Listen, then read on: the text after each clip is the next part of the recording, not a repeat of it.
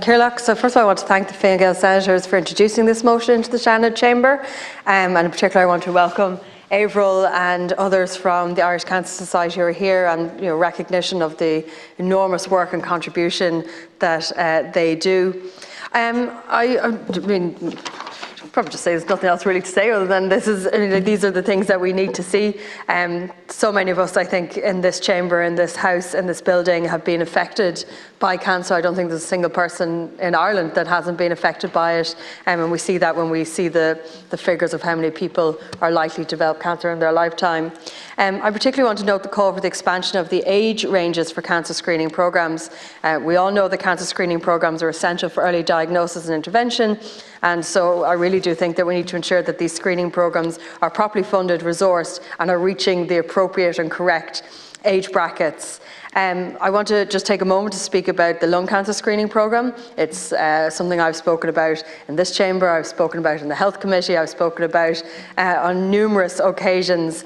We currently don't have a national lung cancer screening program in Ireland, but there's the trial program for lung cancer screening that the RCSI have announced, and I hope that we'll see the success of that. Ideally, lung cancer screening programs would be similar to that of breast check or cervical check, and that they would be accessible and readily available. And the data from the NCRI report indicates that the incidence of lung cancers are higher in more deprived areas. So we have to act in light of this and give people a fair chance.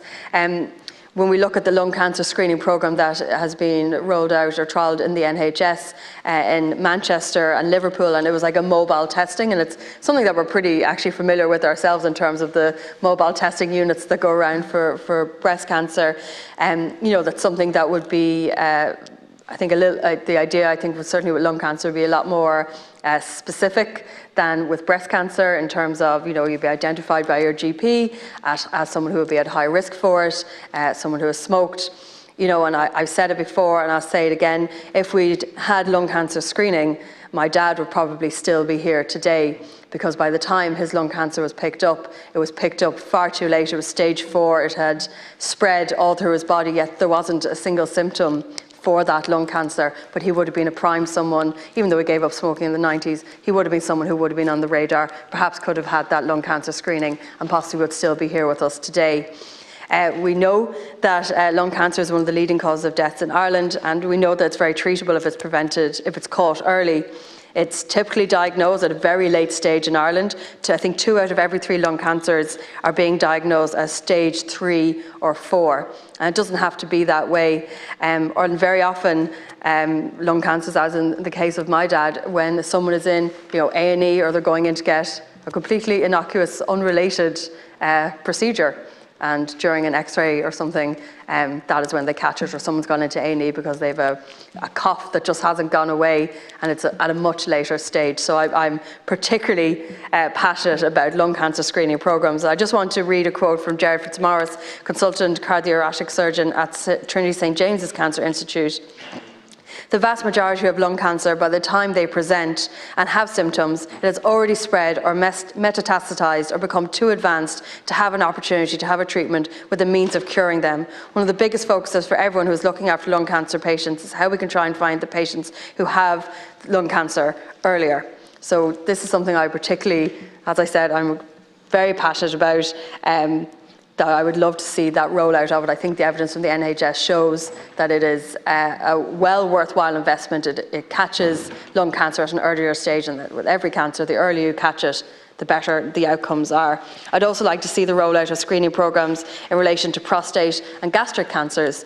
Not every cancer can be screened for, and maybe someday science will develop that we'll be able to screen for every single cancer, and that will be an entirely different world. But if there are cancers that we can screen for, and we have had great success with breast, cervical and prostate, and bowel, then I would love to see us, for the cancers that can be screened, for us to really roll out a really meaningful campaign for that here in Ireland.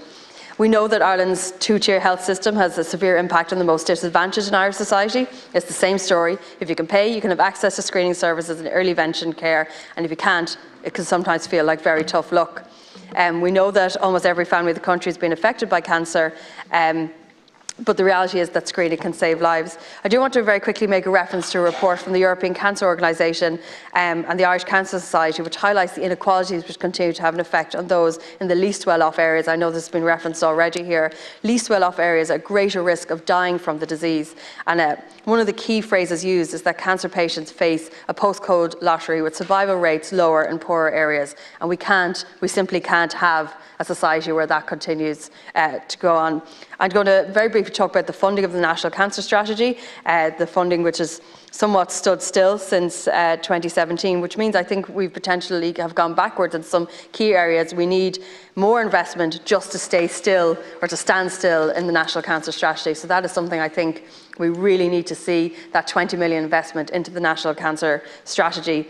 But there's loads of other areas that the government must address. I think there's great potential for us to tackle cancer, whether it's through investment in the National Cancer Strategy, whether it's really rolling out meaningful screening programmes. But we can and must do better providing cancer care and funding for National Cancer Services. I want to thank once again the Fine Gael senators for bringing forward this really important motion. Thanks very much.